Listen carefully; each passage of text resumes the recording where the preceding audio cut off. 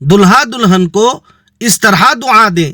सुनन इब्ने माजा में हदीस पाक है, हजरत सय्यदुना अबू हुरैरा रज़ियल्लाहु अन्हु से मरवी है कि नबी करीम सल्लल्लाहु अलैहि वसल्लम जब किसी दुल्हा को शादी की मुबारकबाद देते तो यूं फरमाते, बारकल्लाहु लका व बारक अलैका व जमा बैनकुमा फी खैर।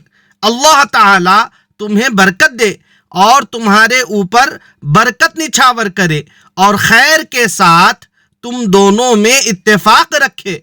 बारकल्लाहु लका व बारक अलैका व जमा बैनकुमा फी खैर।